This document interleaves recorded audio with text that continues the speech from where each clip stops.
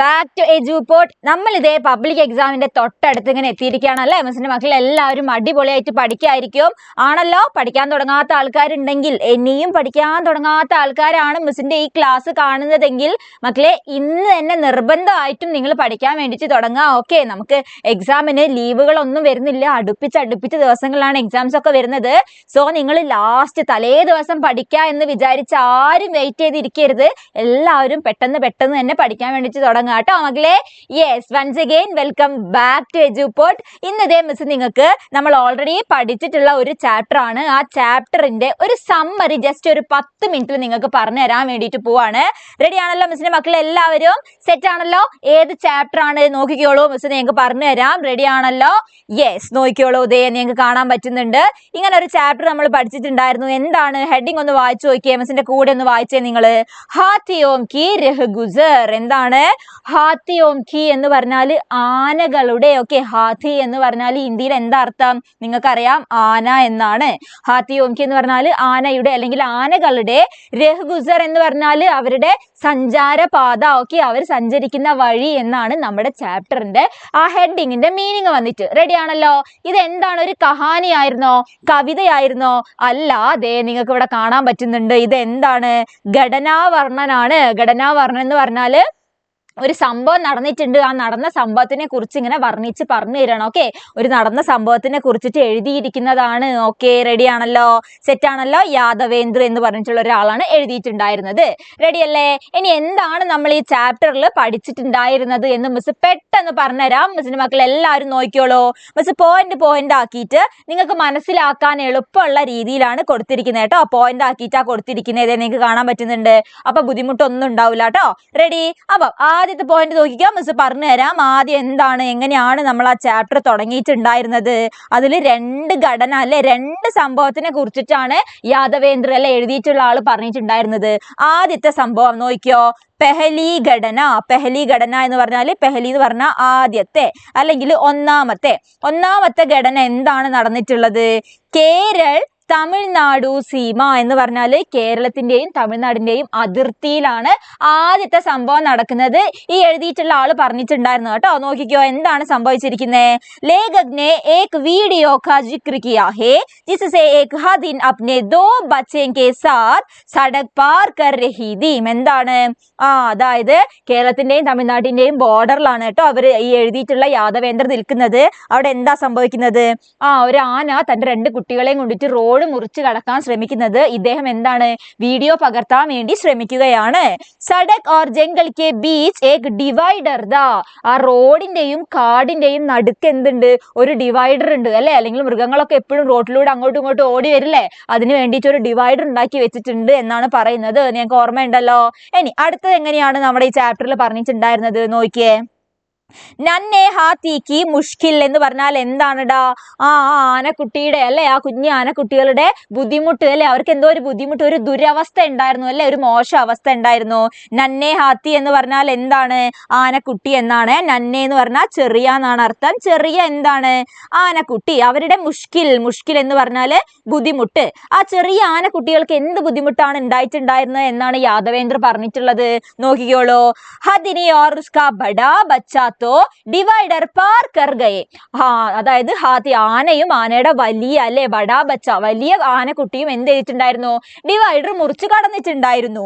ലേക്കിൻ പക്ഷേ ചോട്ടാ ബച്ച ഊഞ്ചായി കെ കാരൻ അടക് ഗയാ. പക്ഷേ ചെറുത് എന്താണ്? നീളമില്ലല്ലോ, കുഞ്ഞല്ലേ, അത് കാരണം എന്താണ്? ബുദ്ധിമുട്ടി നിൽക്കുകയാണ് അല്ലെ, ഡിവൈഡർ ചാടി കടക്കാൻ വേണ്ടിയിട്ട് പറ്റുന്നില്ല. ഹദിനെ ഉസേ അഖേലെ ചോട് കർ ജംഗൽ മേ നഹി ഗയി. ആന എന്ത് ചെയ്തില്ല? അതിനെ തനിയെ ആക്കിച്ചല്ലേ. അക്കേലെ ചോടുക്കർ എന്ന് പറഞ്ഞാല് തനിയെ വിട്ടിട്ട്, അക്കേലെ എന്ന് പറഞ്ഞാൽ തനിയെ. ഓക്കെ, തനിയെ വിട്ടിട്ട് എന്ത് ചെയ്തില്ല? ആന കാട്ടിലേക്ക് പോയിട്ടുണ്ടായിരുന്നില്ല. ബൽക്കി എന്ന് പറഞ്ഞാല് മറിച്ച് എന്താണ് ആന ചെയ്തിട്ടുണ്ടായിരുന്നത്? നോക്കിയോളൂ. സഡക് കി തരഫ് മുഹ് കർക്കെ ഗഡി രഹീം. എന്താ ചെയ്തിട്ടുണ്ടായിരുന്നത്? റോഡ് കാട്ടിലേക്ക് വിട്ടു പോവാതെ റോഡിലേക്ക് നോക്കി ഇങ്ങനെ അല്ലെ ആനക്കുട്ടിയെ നോക്കി ഇങ്ങനെ നിൽക്കുകയാണ് ചെയ്തിട്ടുണ്ടായിരുന്നത്. ഓക്കെ അല്ലേ? അടുത്തത് നോക്കിയോളൂ. മമത ഓർ ധൈര്യ എന്ന് പറഞ്ഞാൽ എന്താണ്? സ്നേഹവും ധൈര്യവും അല്ലെ. ആന സ്നേഹം കാണിച്ചിട്ടുണ്ടായിരുന്നു, പ്രശ്നമില്ല നമുക്ക് കടക്കാം എന്ന് പറഞ്ഞ് ആശ്വസിപ്പിക്കുന്നുണ്ടായിരുന്നു. പിന്നെ ആനയ്ക്ക് ഒരു ധൈര്യവും ഉണ്ടായിരുന്നു. എന്ത്? ഞാൻ അവനെ ഡിവൈഡർ മുറിച്ച് കടത്തും എന്നുള്ളൊരു ധൈര്യം ഉണ്ടായിരുന്നു അല്ലേ? നോക്കിക്കോ, എന്താണത്, എങ്ങനെയാണ് നിങ്ങൾ മനസ്സിലാക്കേണ്ടത്? ഹദിനീനെ वापस आकर अपने सूंड से नन्हे बच्चे को सहारा दिया और उसे पीछे से ധക്കേൽക്കർ ഡിവൈഡർ പാർ ഖരായ. എന്താ ചെയ്തിരിക്കുന്നത്? ആന വന്നിട്ട് എന്താ ചെയ്തിട്ടുണ്ടായിരുന്നത്? കുഞ്ഞിനെ തുമ്പിക്കൈ കൊണ്ട് ഇങ്ങനെ താങ്ങി നിർത്തി അല്ലെ, തുമ്പിക്കൈ കൊണ്ട് ഇങ്ങനെ സപ്പോർട്ട് ചെയ്ത് അല്ലെ, ആനക്കുട്ടിയുടെ ബാക്കിൽ ഇങ്ങനെ സപ്പോർട്ട് ചെയ്ത് ആ ഡിവൈഡർ ചാടി കടക്കാൻ വേണ്ടിയിട്ട് മുറിച്ച് കടക്കാൻ വേണ്ടിയിട്ട് ഹെൽപ്പ് ചെയ്തിട്ടുണ്ടായിരുന്നു എന്നാണ് പറഞ്ഞിരിക്കുന്നത്. ഓക്കെ, പാർ ഖരായ എന്ന് പറഞ്ഞാൽ എന്താണ്? പാർ കർണ എന്നൊക്കെ പറഞ്ഞാല് മുറിച്ച് കടക്കുക. ഓക്കെ, ഇത് ഡിവൈഡർ എന്നാണ് വായിക്കുക. ഡിവൈഡർ മുറിച്ച് കടക്കാൻ വേണ്ടിയിട്ട് സഹായിച്ചു. എന്തിനെ കൊണ്ട്? തുമ്പിക്കൈ കൊണ്ട് സഹായിച്ചു. ഇതാണ്ടോ, സൂണ്ട് എന്ന് പറഞ്ഞാൽ എന്താണ്? തുമ്പിക്കൈ എന്നാണ്, ആനയുടെ തുമ്പിക്കൈയാണ്. എന്നിട്ടോ ഇസ് ദൗരാൻ സഡക് പർ ദോനോ മോർ ഗാഡിയാം റുക്കി രഹി ഓർ ലോഗ് ശാന്തി സേ ഇസ് ദൃശ്യ കോ ദേഖ്തേ രഹേ. പിന്നെന്താ സംഭവിച്ചിരിക്കുന്നേ? അപ്പം ആനക്കുട്ടീനെ എങ്ങനെ പിടിച്ച് സഹായിച്ച് റോഡ് മുറിച്ച് കടക്കുന്നത് കാണാൻ വേണ്ടിയിട്ട് ആ സമയത്ത് ആ റോഡിലൂടെ പോകുന്ന വണ്ടികളൊക്കെ സ്റ്റോപ്പ് ചെയ്തിട്ടുണ്ടായിരുന്നു. ആളുകളൊക്കെ ഭയങ്കര സൈലന്റ് ആയിട്ടല്ലേ, ശാന്തമായിട്ട് അത് നോക്കി നിന്നിട്ടുണ്ടായിരുന്നു എന്നാണ് ഈ ഒരു കഥയ്ക്കകത്ത് പറഞ്ഞിട്ടുള്ളത്. റെഡിയല്ലേ? അടുത്ത നോക്കിയോ, എന്താണ് പറഞ്ഞിരിക്കുന്നത്? ദൂസരി ഘടന. ഇനി രണ്ടാമത്തെ ഘടനയാണ്. ഓൾറെഡി നമ്മൾ പഠിച്ചു, മിസ് പറഞ്ഞു 2 ഘടന പറഞ്ഞിട്ടുണ്ട് കേട്ടോ എഴുതിയിട്ടുള്ള ആള്. അപ്പൊ രണ്ടാമത്തെ ഘടന എവിടെയാണ്? Rajaji forest reserve. Okay, Rajaji forest റിസർവിലാണ് നടക്കുന്നത്. ദൂസരി ഘടന എന്ന് പറഞ്ഞാല് രണ്ടാമത്തെ. ഓക്കെ, രണ്ടാമത്തെ ഘടനയാണ്. രണ്ടാമത്തെ ഘടന എങ്ങനെയാണ് നടക്കുന്നത് നോക്കിയോളൂ. ലേഖക് ഋഷികേശ് സെ ഹരിദ്വാർ കെ രാസ്തേ മേം ചീല റേഞ്ച് കെ ചീല റേഞ്ച് കെ പാസ് की एक और घटना साझा की है. എന്താ പറഞ്ഞിരിക്കുന്നത് രണ്ടാമത്തെ ഘടനയില്? രാജാജി ഫോറസ്റ്റ് റിസർവിലാണ് നടക്കുന്നത്. ഋഷികേശിൽ നിന്നും ഹരിദ്വാറിലേക്ക് പോവുകയായിരുന്നു ആര്? നമ്മുടെ എഴുതിയിട്ടുള്ള യാദവേന്ദ്ര അല്ലെ. ഋഷികേശിൽ നിന്നും ഹരിദ്വാറിലേക്ക് പോകുന്ന സമയത്ത് എവിടെയാണ്? ചീലാർ റേഞ്ച് എന്ന് പറഞ്ഞിട്ടുള്ള ഒരു സ്ഥലം അദ്ദേഹം സന്ദർശിച്ചിട്ടുണ്ടായിരുന്നു. ചീലാർ റേഞ്ച്. ഓക്കെ അല്ലേ? ചീലാർ റേഞ്ചിൽ അദ്ദേഹം പോയിട്ടുണ്ടായിരുന്നു. അപ്പൊ ആ സമയത്ത് അവിടെ എന്താണ് നടന്നിട്ടുണ്ടായിരുന്നത്? അതിന്റെ മറ്റൊരു സംഭവം, അതിന്റെ തൊട്ടടുത്ത് മറ്റൊരു സംഭവം നടന്നിട്ടുണ്ടായിരുന്നു. അത് എന്താണെന്നാ പറഞ്ഞിരിക്കുന്നത്?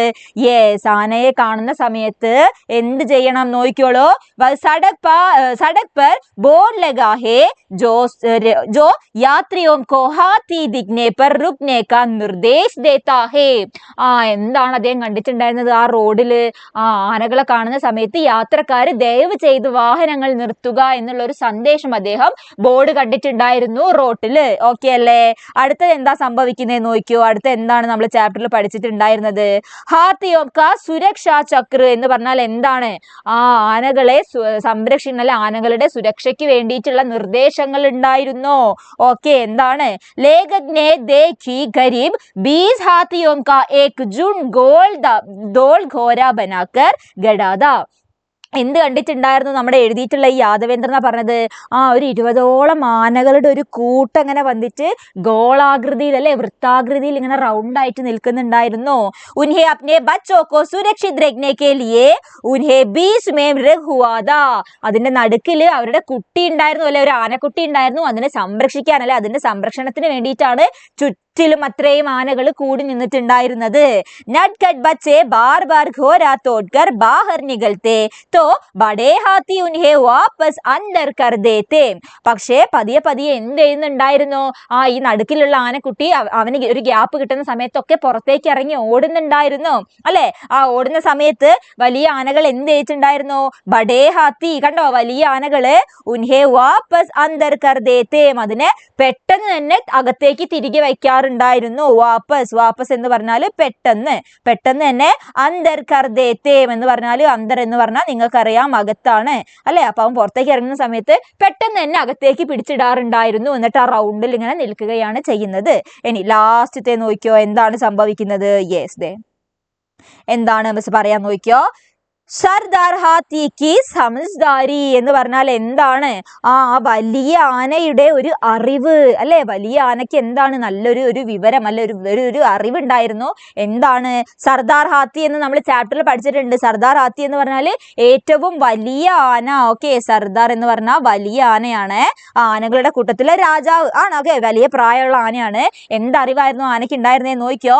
ഹാത്തിയോം കെ സർദാറിനെ ബഹൂത് ഹി സലിഖെ പൂരേ രാസ്തേ കാ മുധ്യാൻ കിയ. എന്താ പറഞ്ഞിരിക്കുന്നത്?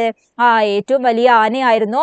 ആ വഴി മുഴുവനും ഭയങ്കര ശ്രദ്ധയോട് കൂടിയിട്ട് എന്താണ് ഇങ്ങനെ പരിശോധിച്ചല്ലേ, എന്തെങ്കിലും വരുന്നുണ്ടോ, മൃഗങ്ങൾ വരുന്നുണ്ടോ, വാഹനങ്ങൾ, മനുഷ്യന്മാരൊക്കെ ഉണ്ടോ എന്ന് ശ്രദ്ധയോടെ നോക്കി ചെയ്തിട്ടുണ്ടായിരുന്നത് ആ വലിയ ആനയായിരുന്നു. പിന്നെയോ ഉസ്നെ സഡക് പർ ആകർ ചാരോം തരഫ് ദേഖാ और पूरी തസല്ലി കി കോയി ഖത്രാ തോ നഹി ഹേ. എന്താണ് ആന റോഡിലേക്ക് വന്നിട്ട് ഇങ്ങനെ ചുറ്റും നോക്കുന്നുണ്ടായിരുന്നു. എന്തെങ്കിലും അപകടം വരുന്നുണ്ടോ, അപകടം ഒന്നും ഇല്ലല്ലോ എന്ന് ഉറപ്പ് വരുത്തിയിട്ടുണ്ടായിരുന്നു. ഓക്കെ, ഗത്തര എന്ന് പറഞ്ഞാൽ അപകടമാണ് അല്ലെ? റോഡിൽ വന്നിട്ട് അപകടമൊന്നും ഇല്ലല്ലോ എന്ന് ആന നോക്കുന്നുണ്ടായിരുന്നു. ഓക്കെ അല്ലേ? ഇത്രയും നമ്മൾ ആ ചാപ്റ്ററിൽ പഠിച്ചിട്ടേ ഉള്ളൂ. വെരി സിമ്പിൾ ആയിട്ട് നിങ്ങൾക്ക് മനസ്സിലായല്ലോ. മിസ് പോയിന്റ് ആക്കിയിട്ടാ കൊടുത്തിരിക്കുന്നത്. ഓരോ പോയിന്റും മിസ്സിന്റെ മക്കൾ അടിപൊളിയായിട്ട് വായിച്ചിട്ട് മനസ്സിലാക്കണം. ടെക്സ്റ്റ് ബുക്കിൽ 3 പേജും 4 പേജിലും ഒക്കെ കഥകൾ ഇങ്ങനെ ഒരുപാടുണ്ട്. അത് മിസ് നിങ്ങൾക്ക് ഷോർട്ട് ആക്കിയിട്ട് ഇവിടെ പറഞ്ഞു തന്നിട്ടുണ്ട്. സെറ്റ് ആണല്ലോ? മനസ്സിലായല്ലോ എല്ലാവർക്കും? റെഡി അല്ലേ? ഹാത്തിയോം കി രഹ് ഗുസർ എന്ന് പറഞ്ഞിട്ടുള്ള ഒരു ചാപ്റ്റർ ആയിരുന്നു. പിന്നെ അതേ മിസ്സിന്റെ മകൾക്ക് ഒരു കാര്യൂടെ മിസ് പറഞ്ഞുതരാം. നിങ്ങൾ അടുത്ത വർഷം 8ാം ക്ലാസ്സിൽ അല്ലേ, ഹൈസ്കൂൾ സ്റ്റുഡൻസ് ആണ് മിസ്സിന്റെ മക്കൾ എല്ലാവരും. സോ ഒരുപാട് പഠിക്കാനുണ്ടായിരിക്കും. നിങ്ങൾ UP പഠിച്ച പോലെയല്ല, ഒരുപാട് കാര്യങ്ങൾ നിങ്ങൾക്ക് പഠിക്കാനുണ്ടായിരിക്കും. അവൻ നമ്മുടെ എജുപോർട്ട് നിങ്ങളുടെ 8ാം ക്ലാസ്സിലെ സൂപ്പർ ബാച്ചിന്റെ അഡ്മിഷൻ തുടങ്ങിയിട്ടുണ്ട്. നിങ്ങൾക്ക് കാണാൻ വേണ്ടിയിട്ട് പറ്റും. ഓക്കെ, നമ്മൾ 3799 രൂപയ്ക്കാണ് നിങ്ങൾക്ക് ഒരു വർഷത്തെ ഫുൾ ക്ലാസ് എല്ലാ സബ്ജക്റ്റും എല്ലാ ചാപ്റ്റേഴ്സും വെറും 3799 രൂപയ്ക്കാണ് തരുന്നത്. ഒരു കാര്യം കൂടെ പറഞ്ഞുതരാം. ആദ്യം ജോയിൻ ചെയ്യുന്ന 2000 കുട്ടികൾക്ക് മാത്രമേ ഈ ഓഫർ വരുന്നുള്ളൂ. അപ്പൊ 2000 കുട്ടികൾ ജോയിൻ ചെയ്യുന്നതിന് മുൻപ്, സീറ്റ് തീർന്നു അതിന് മുൻപ് നിങ്ങൾ പെട്ടെന്ന് തന്നെ ജോയിൻ ചെയ്തോ. അത് കഴിഞ്ഞ് കഴിഞ്ഞാൽ അതെ നിങ്ങൾക്ക് കാണാൻ പറ്റും ഓഫർ പ്രൈസ് നിങ്ങൾക്ക് ഈ പൈസ ആയിരിക്കില്ല, കൂടും കേട്ടോ. നമ്മളിതേ ക്ലാസ് അഡ്മിഷൻ ഓൾറെഡി തുടങ്ങിയിട്ടുണ്ട്. നിങ്ങൾക്ക് ജോയിൻ ചെയ്യണമെങ്കിൽ ഇതേ നമ്പർ കൊടുത്തിട്ടുണ്ട്.